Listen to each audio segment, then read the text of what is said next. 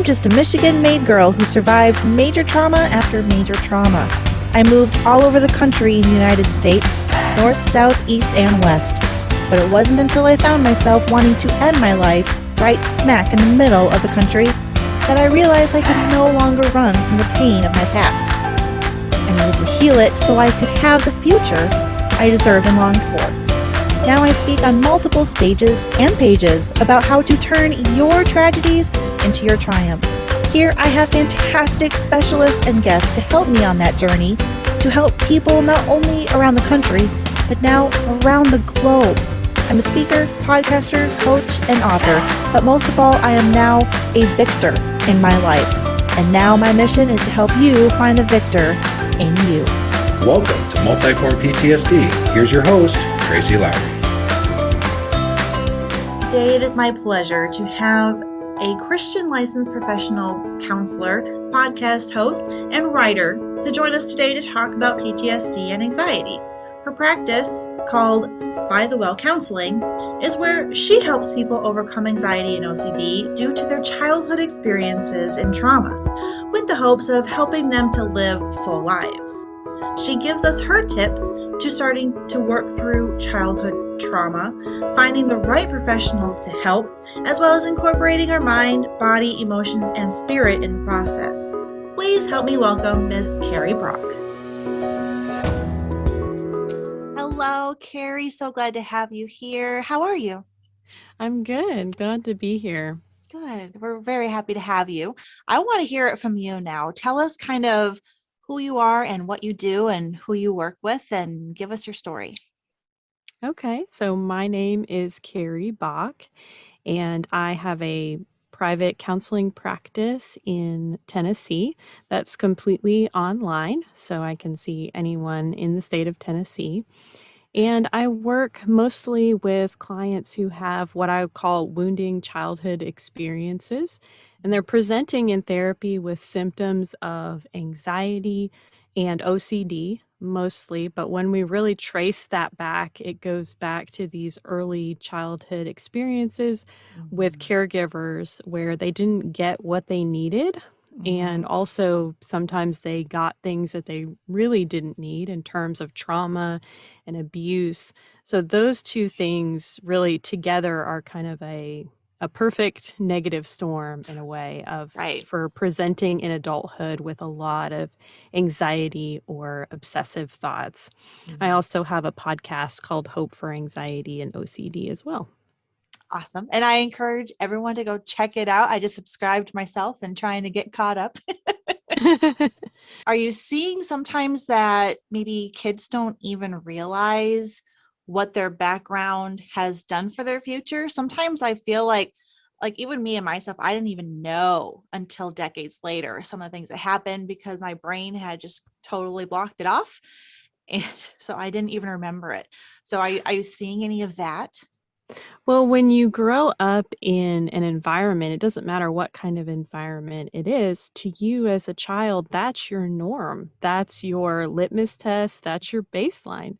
So really, until we get out in the world and we're in maybe the houses of our friends' parents and we see how they interact and we go, oh, that's a little different than my parents. Or we go to college and we hear other people's stories of how they grew up or share some of ours. And they're like, oh, really? Like your parents didn't talk to you about that? Like my parents totally talked to me about that. Those types of experiences. So often people will come to me, and this is really why I've changed my language in how I talk about it, because I used to say, hey, I'm a trauma therapist. And everybody said, oh, you mean like you work with those people in the military that have been overseas and all that? And I was like, well, not exactly. I mean, mine's a little bit more like, like childhood stuff.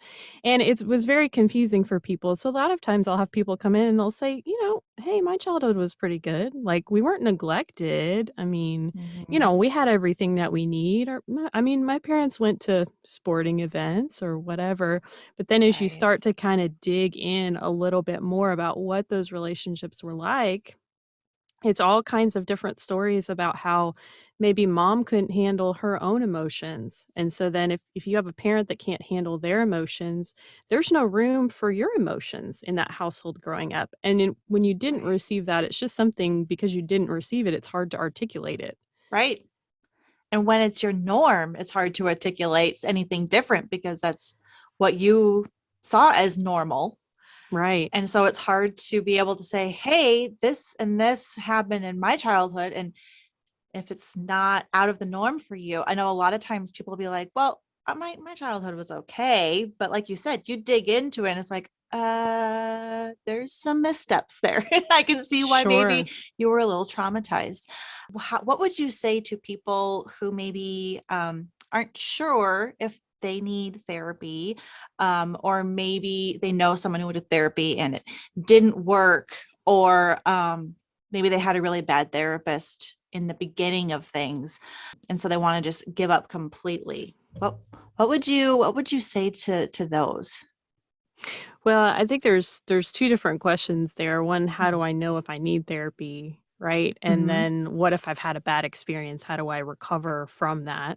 Mhm. How you know you need therapy? I think anyone can benefit from therapy. Of course, I'm biased because I'm a therapist, I and agree though.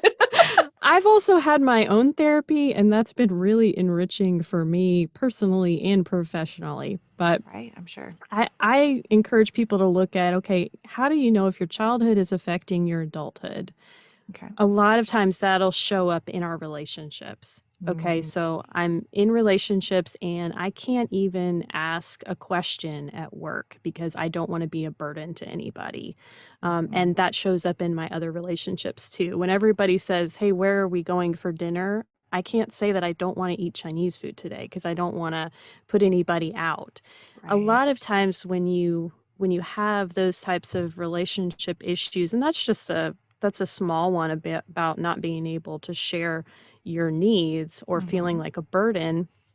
But it may be that you found, the last three guys you dated, they just had different names. They all treated you the same, which was bad, Right. and so then you really need to sit down with somebody and say, okay, how am I attracting these losers into my life? Because I want to see myself Yes. as a good human who has a ability to connect in a positive way with someone. And a lot of times you'll start to unpack things and notice patterns, etc., etc. um, Yes.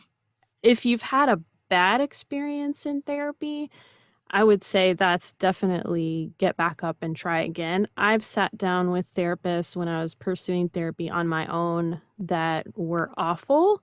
I Mhm. don't know any other way to say it. One answered his cell phone in the middle of our session, and I was so Oh, horrified by that. I didn't even know what to say. Like, right. like you don't do that. Right. Um, Another one, I sat down, I was explaining to her some stress about work, and that's why I was coming in. And she just seemed very judgmental and was like, well, I could see why you're having problems at work, just the way that you're presenting right now. And I thought, wow, that's really kind of harsh. So I didn't go back Oh, there. right. I think you really have to find, there's kind of two things really when you're looking for a therapist. I'm sure there's more than two, but one is like, can I gel with this person? Do we have similar values? Do we have similar approaches to life? I know for me, I'm a direct therapist if you haven't figured that out. And sometimes I'll just lay it out on Front Street. And Right. that's not for everybody, but my Right. clients that see me, they really appreciate it. They're like, Mhm. oh, yes, thank you for calling me out on that. Or I appreciate that you Right. pointed that out so directly. That helps me. Mhm. Some people like that I make them a little mad. They're like, you make me a little mad, but I love you for it at the same time. Right. So I know and understand that that's not for everybody. But then the other thing is you really have to find somebody that has the experience and the training and the knowledge to be able to help you navigate what you're looking for.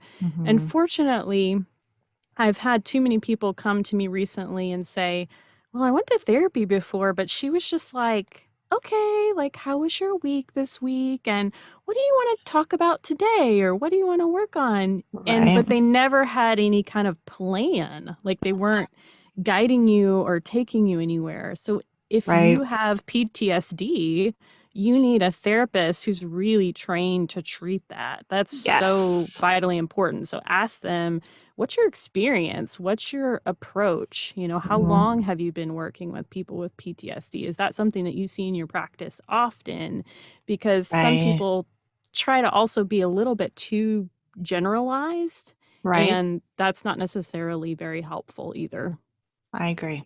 Especially when you get into things like PTSD or abuse, I feel like there are some therapists that we need the general. We need the broader Sure. spectrum, but there's some that are going to need something a little more specialized, and that's something that they really hone in on. I think PTSD is one of those things, and maybe I'm biased on that because that's what I needed and people that I work with need, but just the general approach and not having a plan, not having something that you can depend on, someone to keep you accountable and on track.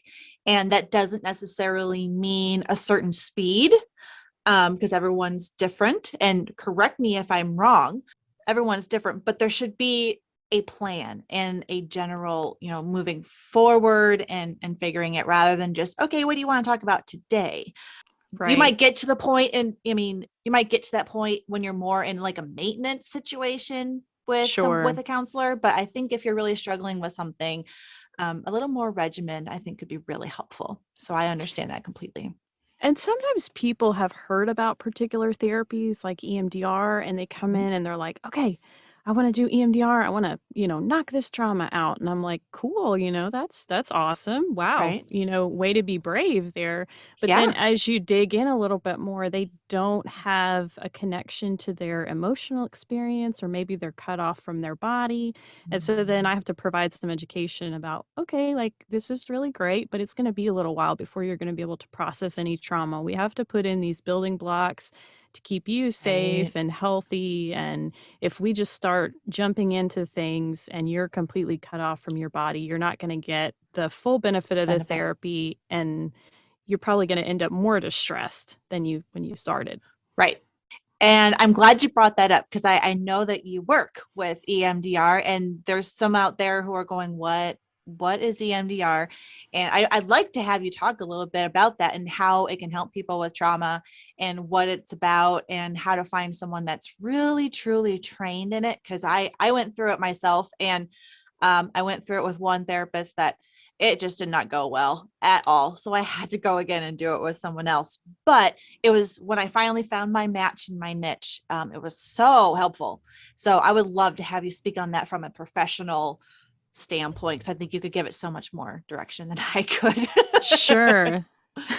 EMDR is probably the worst named therapy ever. It Oh, stands for it stands for eye movement desensitization and reprocessing, but it was already named, and already had been in the literature and so forth, so they kept the name. So it's not all about just eye movement. Some people think it's right, just about kind of somebody waving their fingers back and forth in front of you. right. It's actually working at a brain level, at Mhm. a nervous system level. We're really tapping into the limbic system. And they've Mhm. actually done brain scans to show that when people go through EMDR, the material in their brain, the memories, are moving essentially from that short-term fight, flight, or freeze storage to this longer storage in the brain. So Hmm. it doesn't feel like it's happening in the present anymore. All of a Right, sudden, it's like, yeah, that happened to me, but I don't have the intense body sensations associated with that memory, or the right, intense emotional affect experience, the thought processes. All of those things get worked on through the process of EMDR therapy. And it's really, there's 8 phases to it, and I'm not going to go into all that because it would put you to sleep, but just know that there's some really good preparation that has to be done in the beginning, hmm, and then you go into finding certain target memories, and you reprocess those memories, is what we'd say. okay, And so you have a starting point. Unfortunately, EMDR has shifted and changed from when it was developed in the 90s.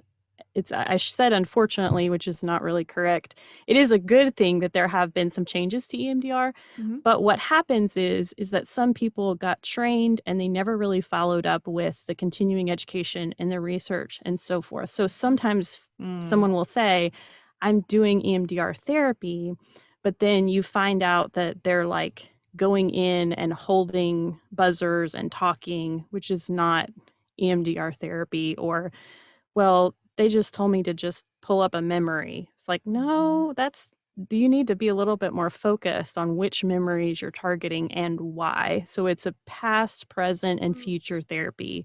We're always in EMDR. The nice thing about it is we don't just pull up stuff from the past just to pull it up. We really look at, okay, what's going on in the present. So you dated the last 3 guys and they all were hurtful, and you felt like you couldn't disconnect from those relationships because you were going to be alone your whole life. Start with that. Okay, so that feeling of like, I'm going to be alone my whole life, whatever. And you would go trace that backwards to a past memory. You could process the past memories. Then you could process the present triggers. What is it like for you in relationships in the present? And then you could look at, how do you want to attract the right kind of person into your life in the future? So if this person does this to you, what would you like your response to be?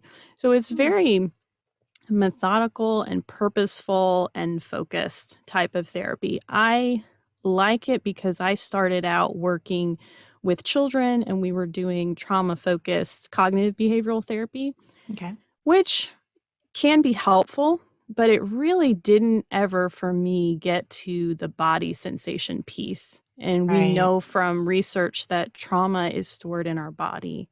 It's not just some thought process that we're having. Right. Yeah. Yeah, absolutely. And unfortunately, I think the way we're trained in, I don't know if it's society, what it is, but it's those physical things that actually get us to the doctor, and it's held in past trauma. I know that was my experience for a really long time. I had all of these physical symptoms and problems that the medical profession couldn't find anything wrong. They, all my tests came back fine. And it wasn't until I started doing EMDR and doing my personal work on mindset and things like that, and working on those traumas, that I finally started, okay, this makes more sense. This is actually helping because it's actually working through those traumas. So you say it's different now, improved. So is it not rapid eye movement anymore? No, we're still using eye movements. We're also using tapping or a machine that will provide, it's kind of like a buzzer that you hold in one hand, it'll vibrate in one hand and then in the other. Some people use headphones, they'll use auditory stimulation. So the idea behind it is that it's the bilateral stimulation, or some people call it dual attention stimulation, that helps the trauma processing process.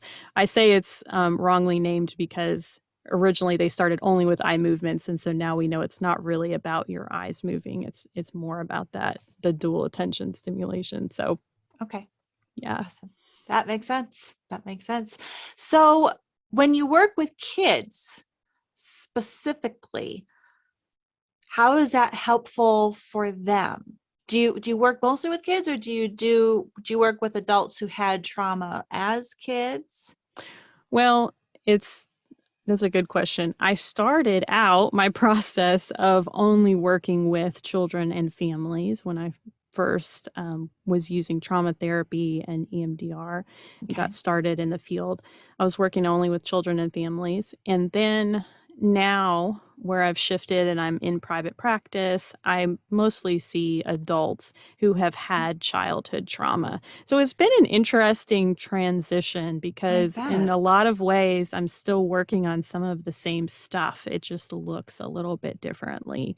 EMDR with children is effective. It's really great because if you have a supportive caregiving system where the child can do that, such as experiences where maybe the parent wasn't involved in the trauma, like there was maybe an incident that happened at school and they have a supportive caregiver that's able to help them walk through that, that's really great. kids don't have as complicated brain systems and memory networks as adults do. So they're often able to Right. process things faster, which is Okay. really interesting. Yeah. Okay. Awesome. And I would think they wouldn't have as much junk and as many layers to have to kind of Right. work through. Not as many defense mechanisms in place. Right. Oh, I'm sure. I didn't even realize, like I said, till I was way older. So there was a lot of layers and a lot of barriers and walls and defense mechanisms to work through. So I think that'd be really handy to be able to do that at a child's age. I think that would be fantastic. Let's go. How would you say, you mentioned in our correspondence before today that you also use your faith-based in using that as being instrumental in healing in that process. Can you talk a little bit about that?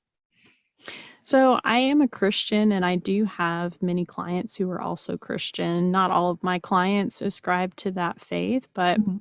what I found is that a lot of times in church context, people who are experiencing anxiety may be told things like, well, you just need to pray more. And often it's labeled, unfortunately, as a spiritual issue.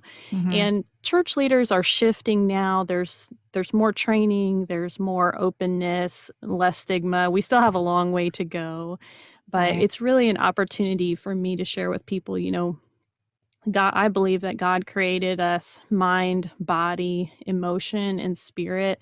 And so we Mhm. need to pay attention to all of those aspects of our life. If we're struggling with anxiety or past trauma, it's important to things like our body, like getting enough sleep. Mhm. And it's important for us to be able to share our feelings and have an outlet for those. That certainly happened in the Psalms, in the Bible.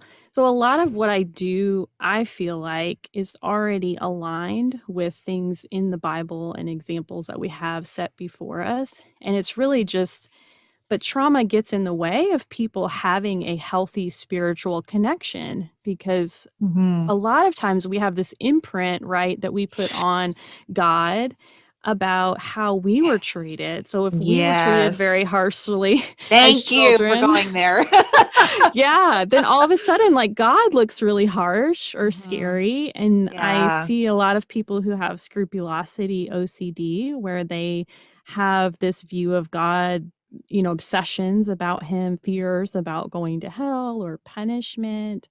Right. And if we're able to a lot of times clear up the past experiences that are driving those obsessions, then it allows people to open up and have a healthier connection with God.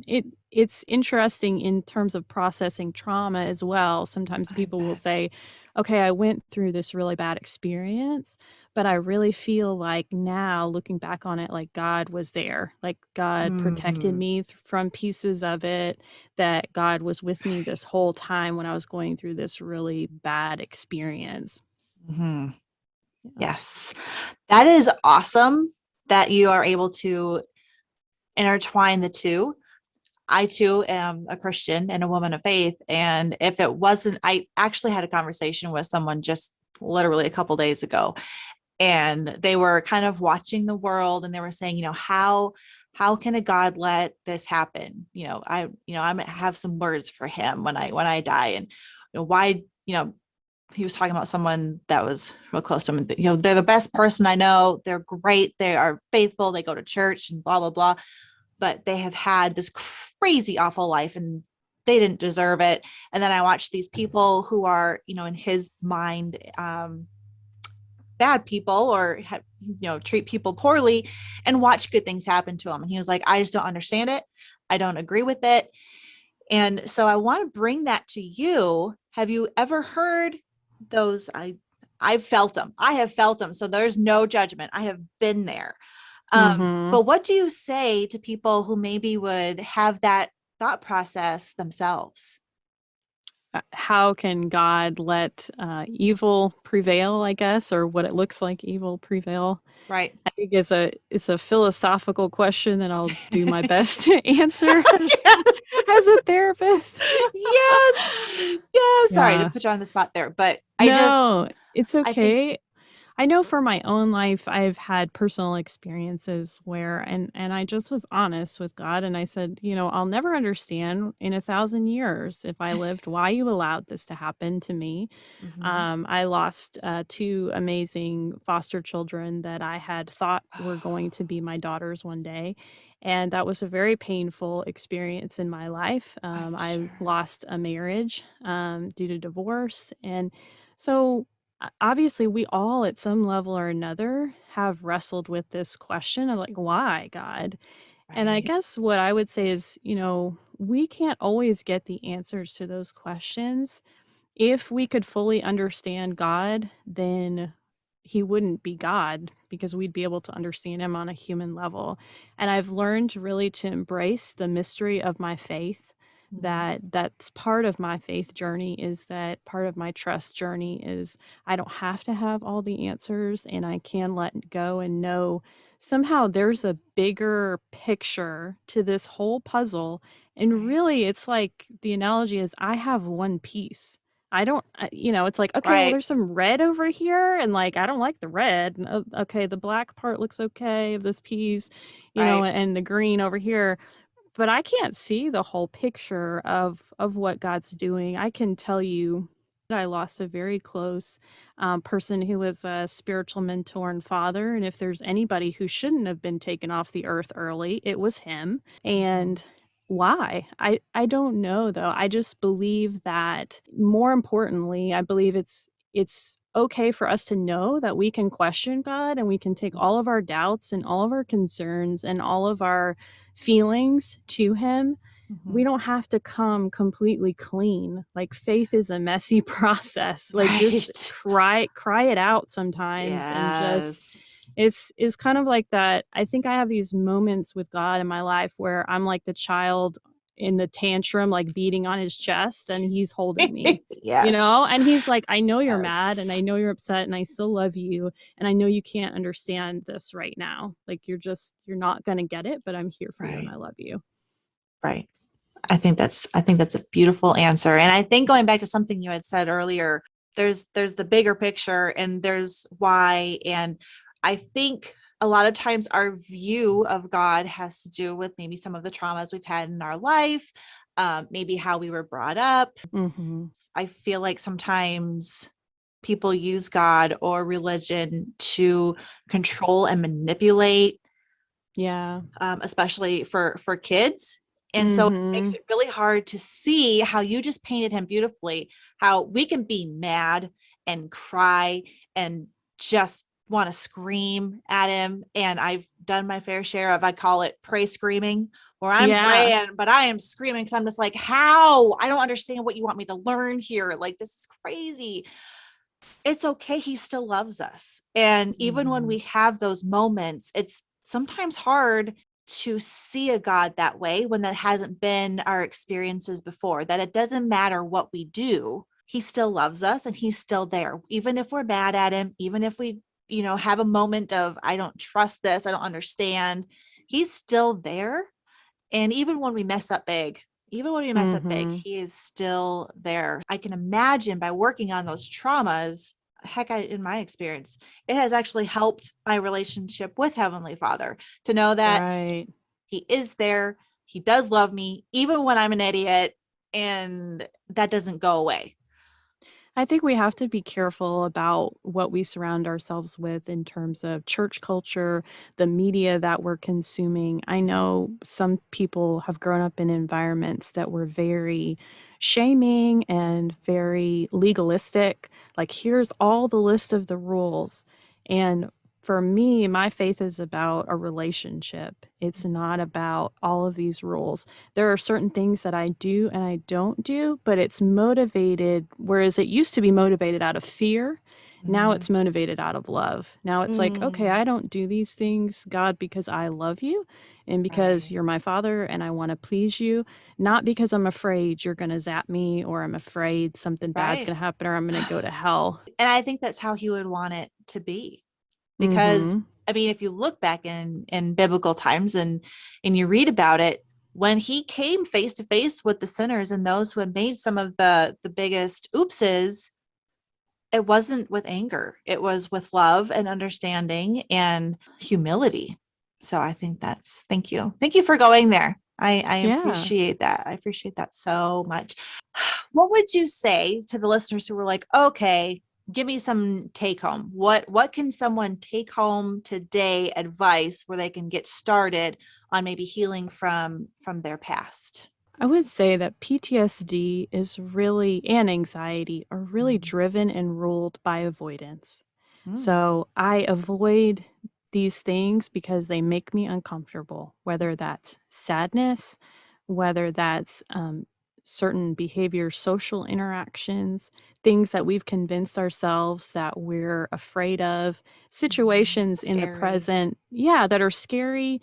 Whereas really, is it really scary, or is it the PTSD that's telling you it's scary? Because that's an Yes. important kind of line in the sand to try and figure out. Oftentimes, people feel unsafe in situations where they actually are safe.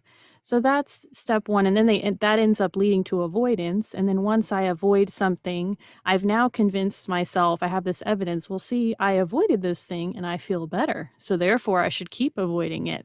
And then Right. it grows and grows and becomes this big, big thing. Yes. One thing that I use pretty much with all my clients is mindfulness. If you can develop a mindfulness practice, even if it's short, and really just learning to like be with this present moment, what's actually going on right here, 99.99% of the time, this present moment is actually safe and okay, and nothing's bad is happening. But Right. so often we borrow from future distress. I'm worried about this thing that's coming up tomorrow, or we're borrowing sadness and anxiety and stress from past distress, things that have already happened to us. So if we can learn to find ways to get in touch with the present moment, that'll help reduce a lot of distress. It also, the other thing it does is it widens what we call the window of tolerance, the ability to sit with those difficult emotions and body sensations. If you're able to do that in the present, that really helps prepare you in your therapy process to be able to deal with the past memories as well. Yeah. I like that. Sometimes I like to equate, emotional healing, and we've talked about how it turns into physical healing as well. But when I went to physical therapy, I have stenosis in my back. And so there was physical therapy, and she talked about that.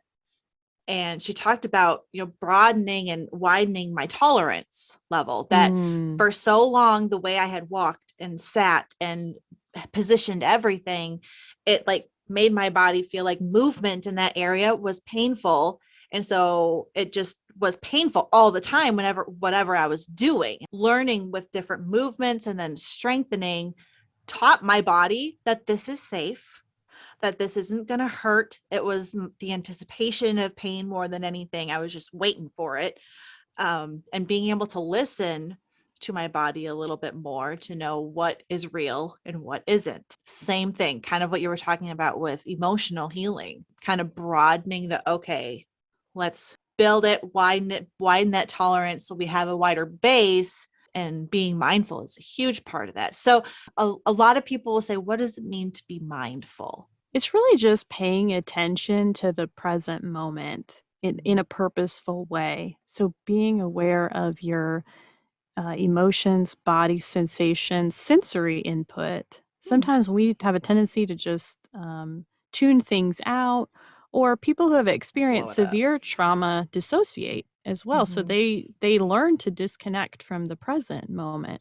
So really just saying, okay, what is it like to be here right now? What is my experience?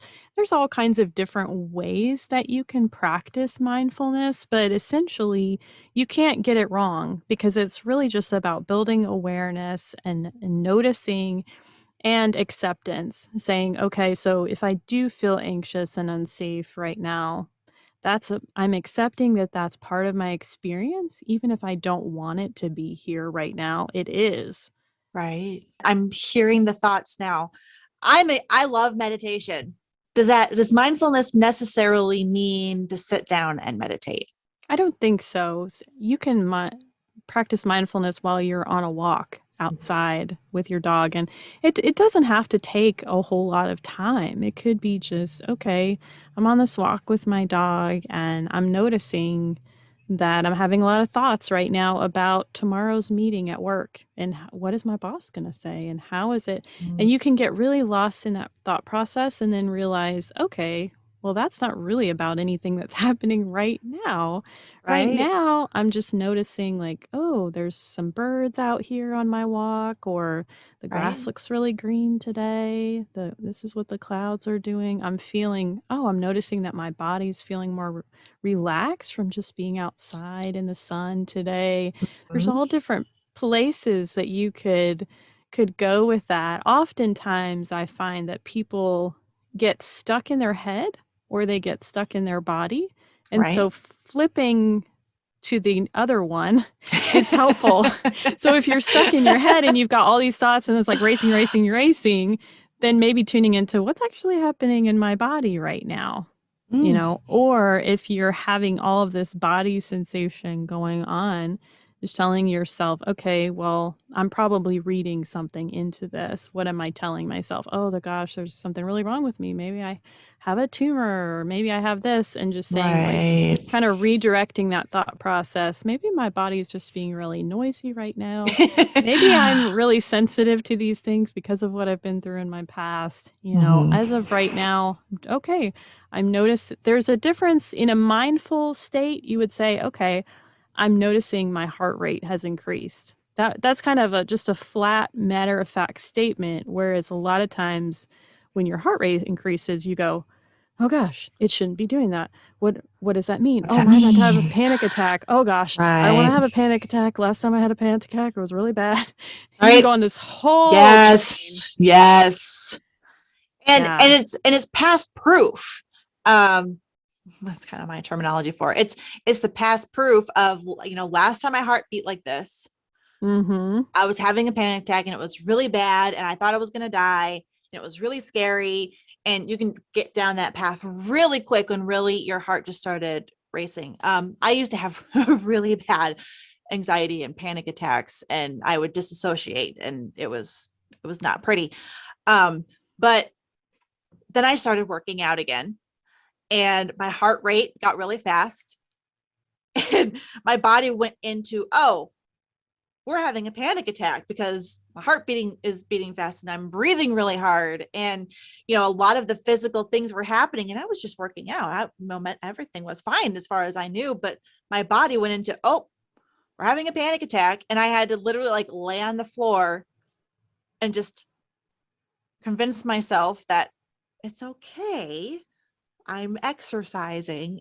But my body went down that rabbit hole real fast. So like you said, I had to get out of my body at that point and be more logical. Okay, I'm not having a panic attack. We're just tired because we haven't done this in a while. Right. It's normal for our heart to beat faster when we're Right. at a certain cardiovascular level. That's actually pretty Exactly. common. So I know you're going to have a listener out there who is like, that's me. That happened to me. Yeah. Yeah. And that's why I do what I do, because I thought I was crazy when I was going Mm. through these things. I don't think we talk about it enough because, we're ashamed or there's that stigma and we don't want to be a part of it. And to me, I'm like, you know what, if I can help someone else realize that this is normal and, that doesn't mean to just lay back and go, okay, this is normal for me. This is my new normal. And that's just is what it is. I do think there's still some healing and some improvement that you can do in that, but giving yourself grace with where you're at and then working your way forward away from it.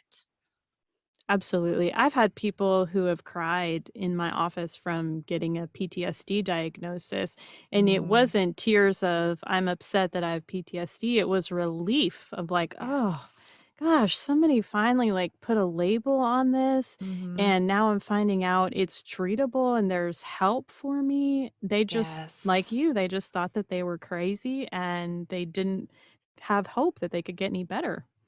That validation is huge. Just that in and of itself, to have someone in a professional setting look at me and say, well, of course that was traumatic for you. I mean, because, Mhm. that's what you're used to. You kind of forget that that's not how it should be because that's your norm, but Right. it bothered you. That's when it's nice to have a professional say, you know what? Yeah, that sucked. That was not fair. That is not, of course, that's something that would be traumatic to you or upsetting to you. Still to this day, I'll be talking about something and I'll have people respond like, oh my gosh, are you serious? And I'm like, yeah. Is that not normal? um, but I think that's why we need to be talking about it and having awesome guests like you and professionals like you that can come from it from a completely different standpoint. And I thank you so much for being so forthcoming. I'm one of those that I like the professionals that I don't want you to be mean to me, but I want you to be direct. And I need the slap in the head every once in a while, or maybe a lot, who knows. I like the direct approach. I'm a fixer. If I need to see something in order to heal and get over it, then let's see it, heal it, process it, and be done. But I know everyone, like you said, not everyone's that way. And that's why we have different therapists, because you need to find one that meshes with you. I Right. used to think I didn't want that approach, but I didn't feel for me I got much done with just fluff. Give me the tools, man. Give me something to do so I can feel proactive about it. Right.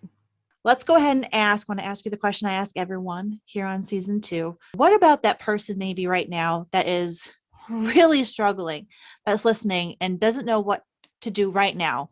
What step to take? What can they do? They may not have a clue what to do and they may not even want to. They're not even sure if they want to take any steps forward, but maybe they have that one stitch left of, okay, I'll give it one last shot. What would you say to them?